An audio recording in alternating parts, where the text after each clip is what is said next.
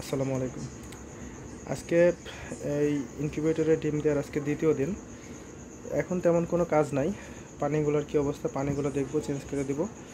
এটার ডিমটা উল্টাই দেওয়া লাগবে এবং হিউমিডিটি দুইটার কত আছে সেটা একটু দেখবো আর কি। এটার মধ্যে আছে 67। প্রথম 20-15 দিনের মতো থাকা লাগে 55 থেকে 65, 66% আছে হিউমিডিটি। এটা সমস্যা নাই, পারফেক্ট আছে। এখন এটার ফার্স্ট কাজ হচ্ছে যে ডিমগুলো উল্টাই দেওয়া লাগবে। এটার কাজটা দিয়ে শুরু করি। ডিমগুলো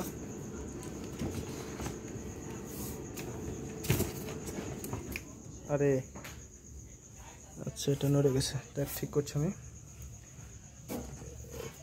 পানি, কাপের পানির অবস্থা অর্ধেক হয়ে গেছে। ফুল পানি দিয়েছিলাম, এই যে কাপের পানিটা দেখে অর্ধেক হয়ে গেছে। এটা আরও পরে দেবো, আবার সমস্যা নাই। এই ডিমগুলো জাস্ট এভাবে সবগুলো উল্টাই দিতে লাগবে। এটা আজকে 3 বেলা দিছি। হ্যাঁ, কালকে রাত্রে যখন বসিয়েছিলাম সেটা ওইভাবেই ছিল। তারপরে আজকে সকালে একবার দিছি, দুপুরে একবার দিছি এবং আজকে এটা হচ্ছে লাস্ট। আর ক্যান্ডেলিং করব আজকে থেকে মোটামুটি আরও 5 দিন পরে।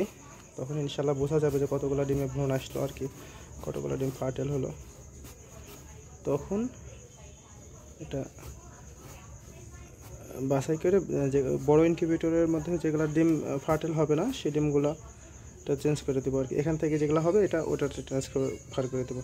এখন একটু আমার সন্দেহ আছে ডিমগুলা, কারণ এই ডিমগুলা অনেক দূর থেকে নিয়ে আসছিলাম, নারায়ণগঞ্জ থেকে।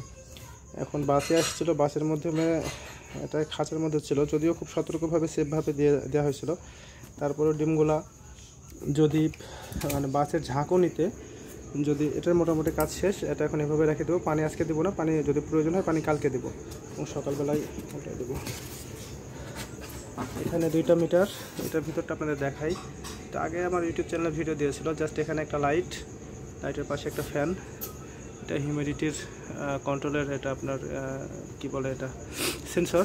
আর এটা হচ্ছে টেম্পারেচার সেন্সর। এটা উপরে দেওয়া আছে। হ্যাঁ, ডিম থেকে 4-5 আঙ্গুল উপরে হবে। এটা যখন আমি নামাই দেবো ডিম থেকে 4-5 আঙ্গুল উপরে থাকবে। এটা আমার কাজ শেষ।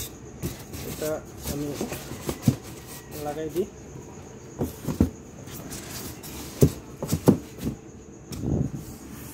এটা মোটামুটি কাজ শেষ। এটা একটু পরিষ্কার করা লাগবে, টক্সিকটা পুরাতন হয়ে গেছে। এটা শেষ। এখন এইটার দেখি কি অবস্থা।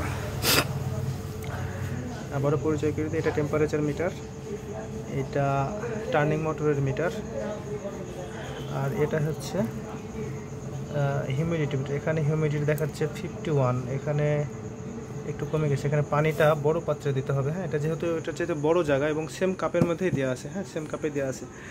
এখন হিউমিডিটি যদি চেঞ্জ করতে চাই সেক্ষেত্রে এই যে এখানে দেখেন 51%। হ্যাঁ, এটা একটু বাড়াইতে হবে হিউমিডিটিটা এটার। সেক্ষেত্রে আমাকে আবার একটু কষ্ট করা লাগবে। আমি দেখাই আপনাদের, ধৈর্য ধরে দেখুন। এটা ওপেন করি।